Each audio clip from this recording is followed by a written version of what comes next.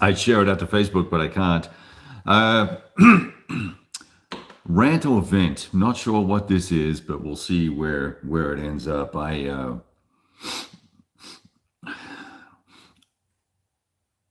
3 days ago, 4 days ago, I reposted a meme, one of those, the mean little corporal guy in the bunker with all the people speaking German, and it was about the game BattleTech. And so it was all about, playing BattleTech and or whatever the funny meme was.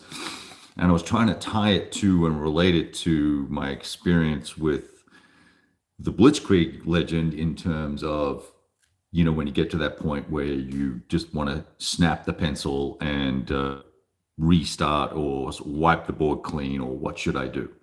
And so that was going to be my my post, and I wanted to use the funny little corporal video as a metaphor for what I was thinking and feeling. Well, the geniuses at Facebook decided that I was promoting a hate group or violence or some nonsense, whatever it was.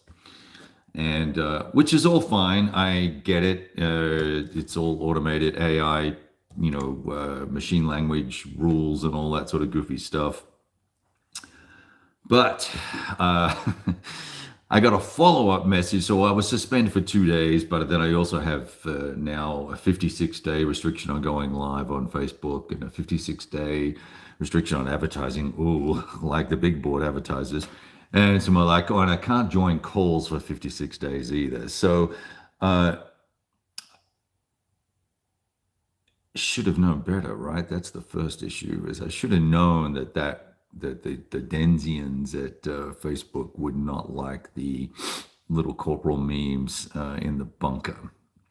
Bad choice, Kevin. But what I then received, the message I then received was, hey, your big board page on Facebook is at risk of being delisted. So what they're going to do now is now I get shadow banned and all my, not that I post that much on Facebook, it's really automated stuff coming from my blog, but everything gets pushed down, right? So so you won't see my stuff as much if you're on social media and you're on Facebook. You won't see it as much because I've got this shadow ban. I don't know how long it lasts for, or whatever. But they're saying if you too many more infractions, and we're going to have to remove your page, which would just suck because Facebook does generate a third of the visits to my blog and the YouTube channel. So I'm going to go and do my prayers. I'm going to pray for forgiveness. I don't know, I might sacrifice a small animal on an altar or something and see if I can get the Facebook gods to forgive me. I don't know. Anyway, I am going to say good morning to Charles and Mike and Meandering Mike and Mr. Curtis, good to see you, and Joffrey and Eric. Hey, oh, by the way, guys, Eric's game table focused on Napoleonics did a fantastic interview with Terry for Lock and Load Publishing's new, they've changed the name of it now, and I can't remember what it's called, Glory and Empire or Wellington's First Victories or something. Anyway, whatever the title is, you need to go check out that interview because it's very, very good. He did an excellent job of exploring the relationship to La Bataille and the new system that Terry's working on. And it's very cool. So that's well worth checking out.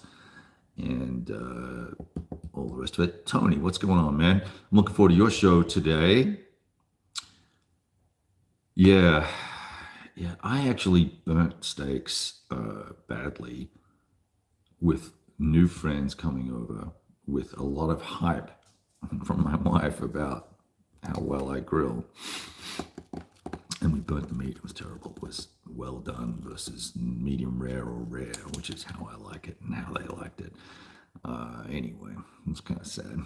But so let's see. We might as well have a quick chat while we're here. I'm wrapping up the year here. I've got all the boys back home out in Kerrville. We've got three of them camped out here, and between the mini barn location and the sort of, it's not a portable home, but it's like a prefab thing. We're kind of spread out all over the place, so it's a little close, but I have seen the grocery bill double, which is fascinating to see just how much these three men now eat. It's pretty interesting.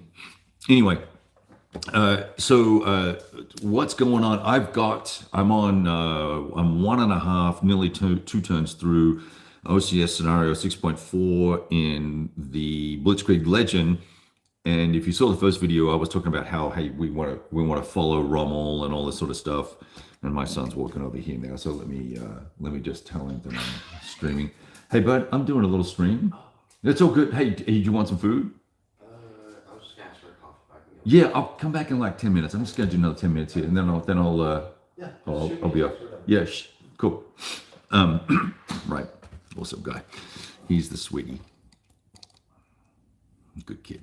Let's see, what was I saying? TBL. Yeah. So the Blitzkrieg Legend, right? So that's right. Rommel, exploring the Rommel papers and looking at his drive on the Muse and all this sort of goodness, and of course, with the vagaries of the OCS system and die rolling, we're not even going to get close to achieving what he achieved. And I think that the challenge is, and I'm not sure if the updated rules that I downloaded, I couldn't find it, but I kind of skim read. There's an option for the Germans to get a double turn, and I think that's even in the northern part of the Ardennes. You still need that to kind of facilitate the historical activity, because the French now have perfect knowledge of what went on and can also see all the forces and where they are. It gives a distinct advantage to the French to reinforce that area. Particularly given that I am focused on a small scenario that is bounded by, I think, row 32 to row 64. So we all know where folk be going, and it's one of the challenges with smaller scenarios with OCS. There's a tendency for the attacker just to burn through assets because you're not going to need them later, right? And then on the flip side, there's also a tendency to do sort of not necessarily ahistorical things, but things that don't make sense. So what I'm going to do in this second turn for the French is I'm going to push units across the Meuse, which will chew up one extra turn of combat, blocking. It's a blocking force before they get to the river to have the attack to get across the river and then get off the map. So the Germans can't win, and it's kind of game over. But I do want to finish up most of the scenario. I'm going to get to the last turn, and then we'll assess from there and kind of go from there. And then I think that's it. I've got Fields of Fire sitting on the bookshelf in shrink that's going to be wrapped and then unwrapped as a Christmas gift. And I think I might try some of that. I probably need to do some tutorial reading and find some cheat notes and stuff. But I want to have a look at that. Hey, Jester, what's up, dog? Good to see you. Thank you for joining. We're just goofing around here. I just was doing a mini rant against Facebook, for the folks that are just joining, and we'll kind of go from there. Rich, good to see you. Todd, good to see you. Well, look at all the guys. So anyway, so I'm kind of excited about the Fields of Fire because I've seen it played with guys who know what they're doing, and it was an opposed play, I believe, and I'm very curious about it, although I'm not much of a lay cards out for tiles and terrain and things type of person, but we'll we'll give it a little bit of a fiddle. At the very least, I will read the rules to start with. I want to get some last 100 yards, Solomon's campaign out. I've pulled the game out, I think 2 or 3 times now, chosen a different scenario each time. I'm trying to avoid using tanks and vehicles because I'm just not that interested in that in the Pacific theater. And I have then put it away. So I need to just pull it back out because I really did enjoy the last scenario I played, which was very cool. So let's see. So there's that. I did a wrap up video for the year for the 2022 gameplay on my blog. I think, oh, did I say wrap up video? I meant wrap up post. So I did and I noticed someone mentioned that, hey, there were some games missing that I played. I didn't, and I'm not seeing them on my list. So I'm not sure, maybe I didn't tag them in Board Game Geek, maybe. So it was the OSG system from Kevin Zucker. I played a couple of scenarios out of one of their modules, and I forget which one it was. I think it was Quatre Bras that I played. I can't remember now. It was a while ago. It may have been yesterday, but for all I know, it was a long time ago. But so I had a great year playing this year, just as a by the by. I had a great year playing. I made some, maybe slightly acerbic observations about some of the titles that I played that I think could have been either more thoughtfully done or done better. The usual kind of, it's not quite right for me commentary. And then I only had 3 dogs that I thought I would avoid that will be going either directly to sale or potentially one of them really just needs to go in the trash. Particularly given how much I had to pay for the bloody magazine game, right? So Combat Veteran, I would just encourage you to ignore anything that's ever been written about it other than what I have had to say about it, because it's a really, really bad game. Just a really bad game.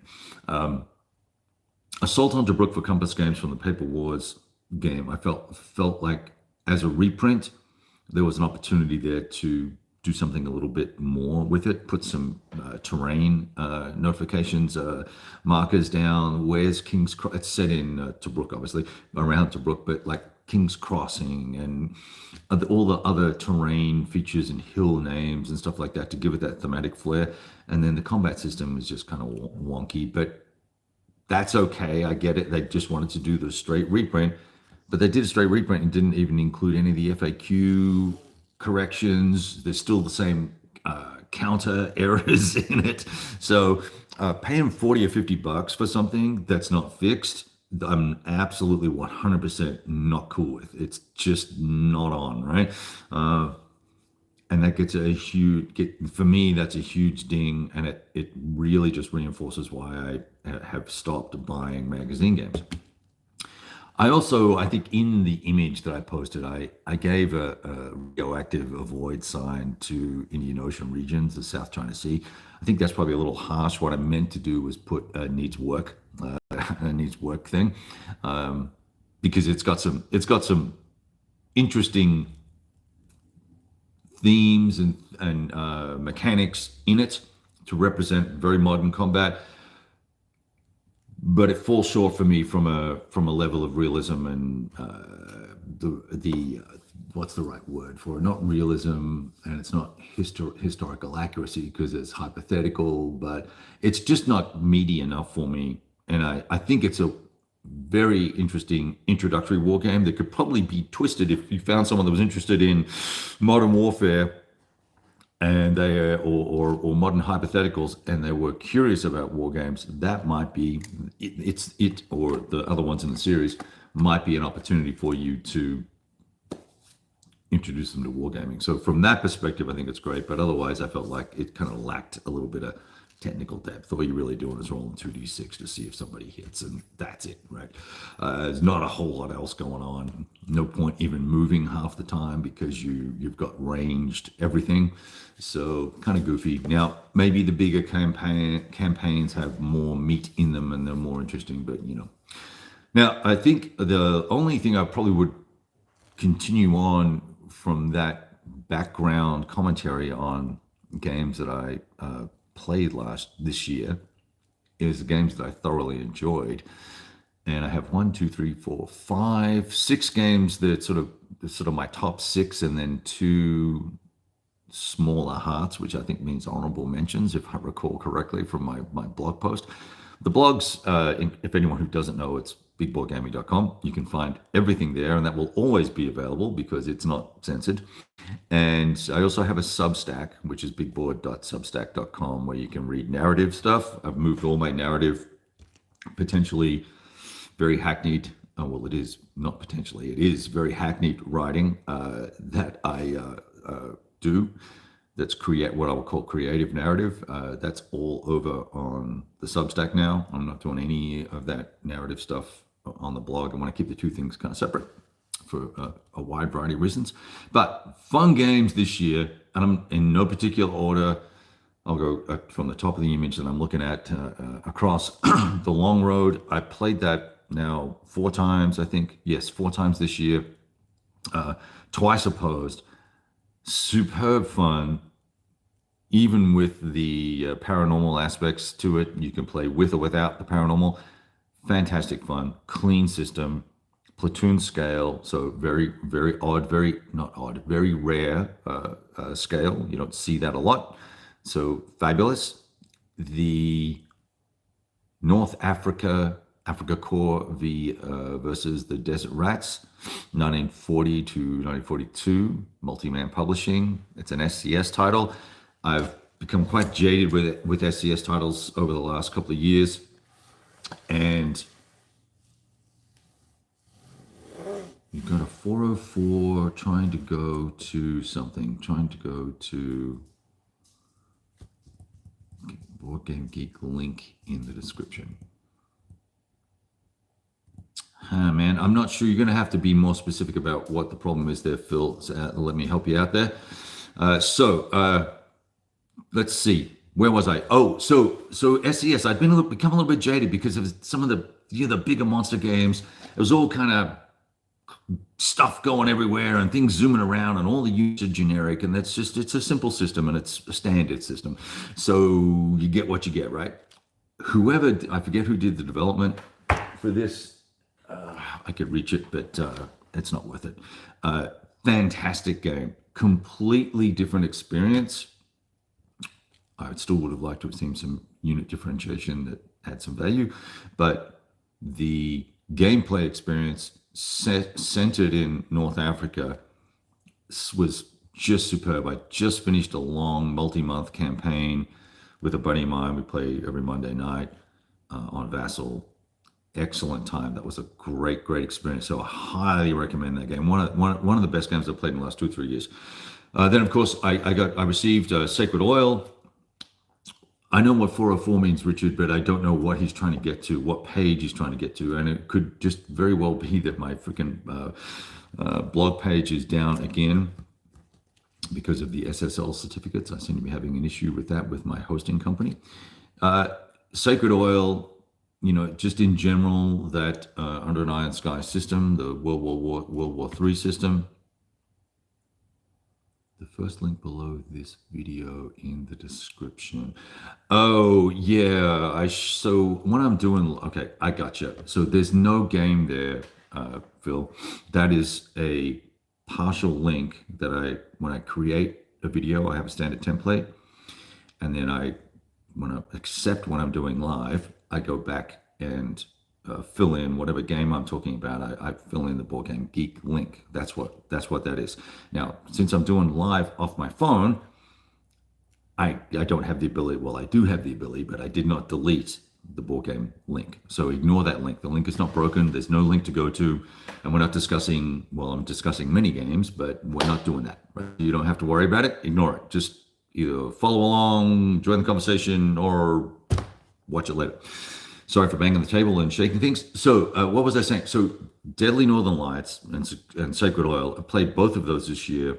How many times did I play Deadly Northern Lights? I think twice. I think I got 2 scenarios out, maybe. No, just the one. Awesome fun.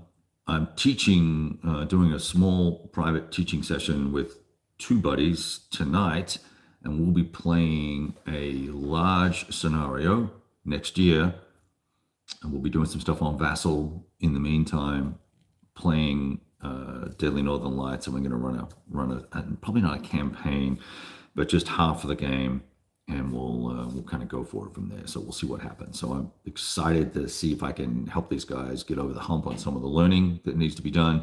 They're both super smart dudes, so it'll be not a problem. But I'm excited about that. So Sacred Oil hits the top 6 chart. The next one down was, everybody's been talking about this game forever since it came out. It's now in its 2nd edition print run. A Most Fearful Sacrifice, the Battle of Gettysburg by Herman Luttman. I'm not going to go into it any further. Talk about overexposure, but Herman's going to get a big head if we start talking about him too much. So I highly encourage you to check that game out and or any other games in the system or systems that he has released for the ACW. It's very cool. And he needs to get off his backside and start doing the work on the Napoleonic stuff, because I hear that might be next. My last 2 titles, Salerno 43, Simonich, GMT, and the only GMT game to actually make the list this year. There really wasn't a lot. There were quite a few war games that came out from GMT this year, but not that many that I got super excited about. But Salerno was awesome. So let's see. I don't want to say too much about that, but I will say Salerno, I think the rules have been revised and condensed and tightened up so much that the Salerno 43 could actually be a very, very nice introductory war game for people. It might feel like there's a lot going on in the game to be too much for a newbie, but I really think it's got lots and lots of potential. There's a little bit of a trend in the marketplace right now to making highly abstract and very short playing games as a means to get folks more involved or interested in wargaming.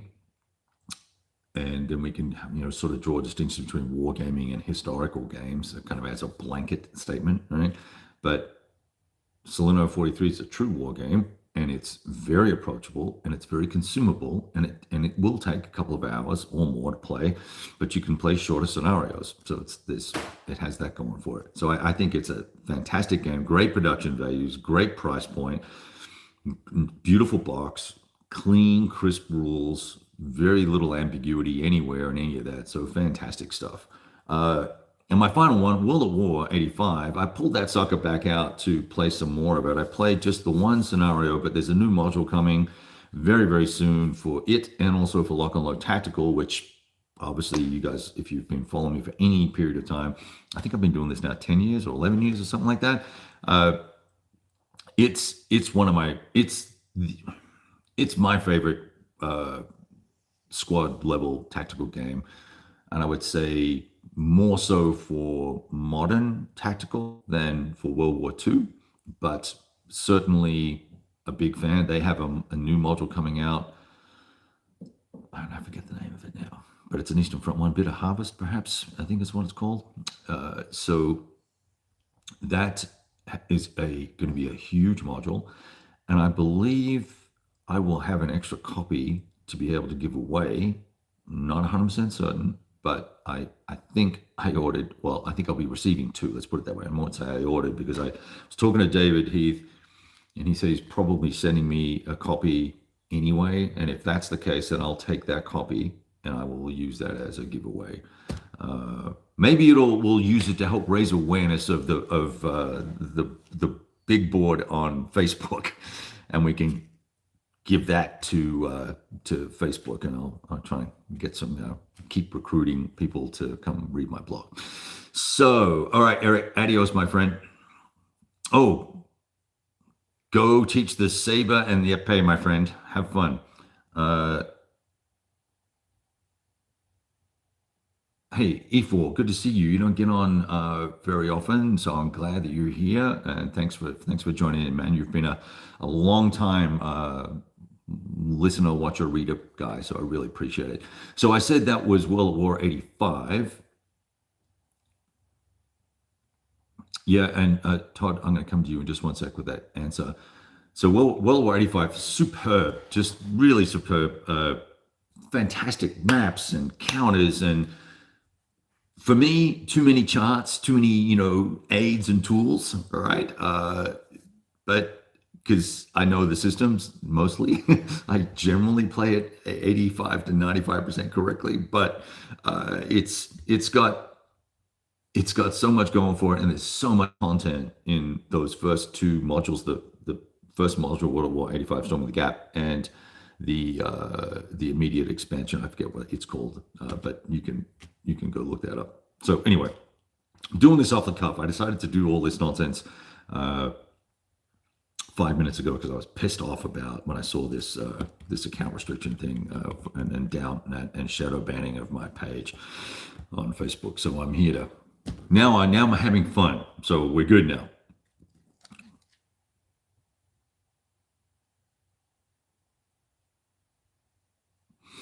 Oh, meandering Mike, that sucks. I'm sorry to hear that about people unsubscribing. Yeah, and I shouldn't really complain because a lot of the folks that did subscribe stayed. So I had a pretty low drop off, which is not too bad. All right, two honorable mentions. Kharkov battles before and after the fall Blau. I played that twice this year. And the second gameplay, things really clicked a lot better for me. And I think it was also after I'd met Greg Blanchett and played his new module that's coming up for pre-order pretty soon. He's got a couple of games coming out with different publishers. Very, very good, clean Eastfront system that really gives you enough nuance and enough detail without being mired or burdened with pretending to be tactical while you're operational or pretending to be operational while you're strategic. It knows exactly what it is and what it's trying to achieve, and the rules have come a long, long way from the very first Fall Blau module and some of the other stuff he's done, and they're a lot cleaner and more concise and more precise wording. And I was super impressed with my second play. Really enjoyed it. All right, so the second honorable mention, the Battle of Wei from Battles Magazine. I think it was Battles Magazine #1. Is it #1? I can't see it from here. It was #1 and #2, and it's a really cool little solitaire game. I had a great time with it. Played it twice, super fun. Even though I've actually got it logged here as once, I know I played it twice. I think it was really more of a reset, so I probably didn't count it. All right, now let me see. Let's get back to answering these questions here.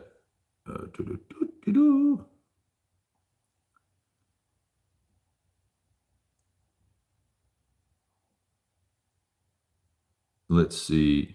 Todd, you said something about liking the modern version, and I would like to try and address that, but it's a hard thing for me to do. I'm not sure why.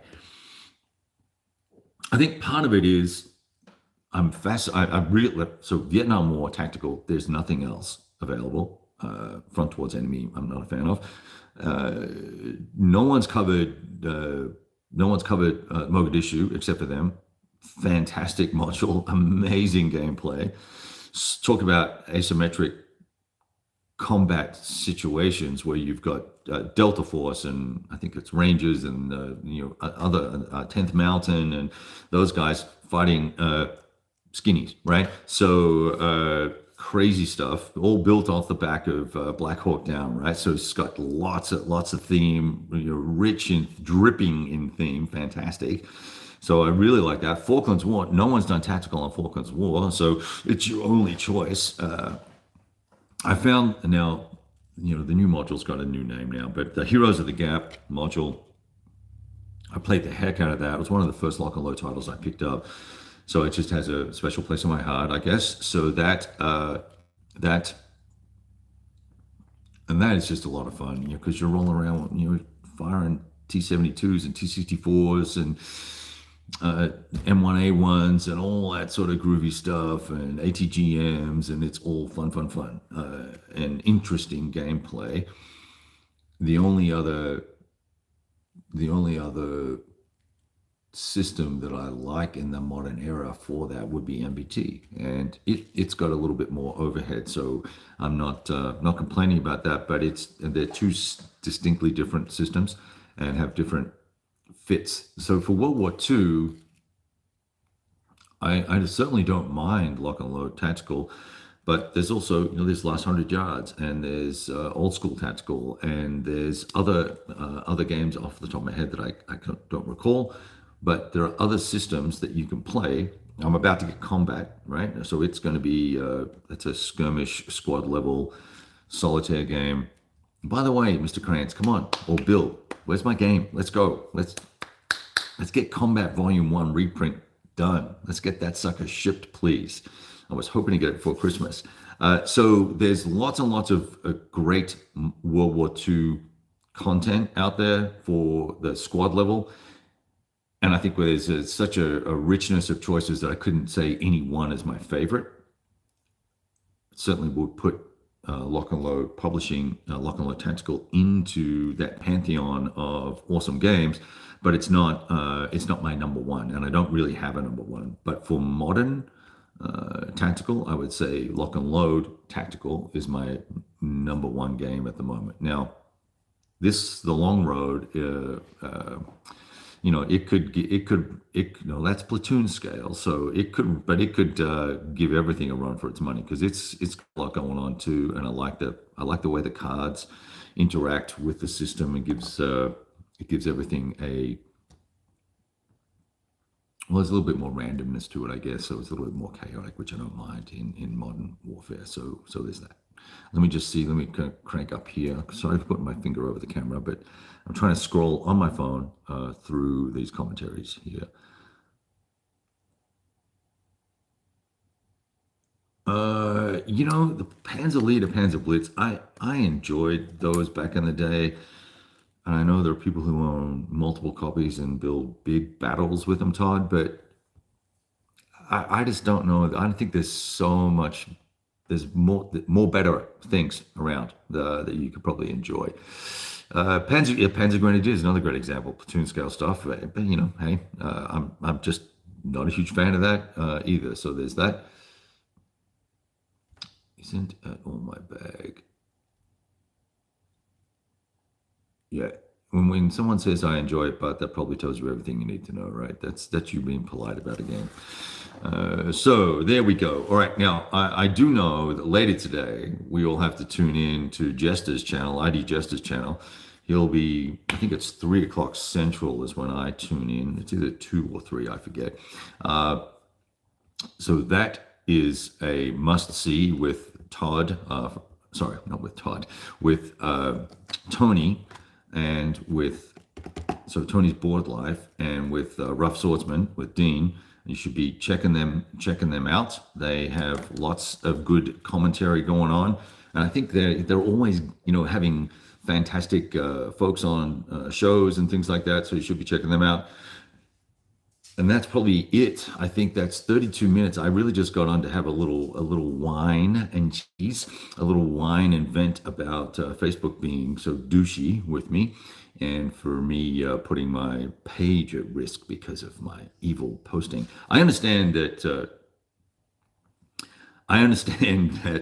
Sometimes we post things that are inappropriate and we don't think about it. But I'm very mindful of the big board page to stay completely out of anything that's what I would deem dangerous, right?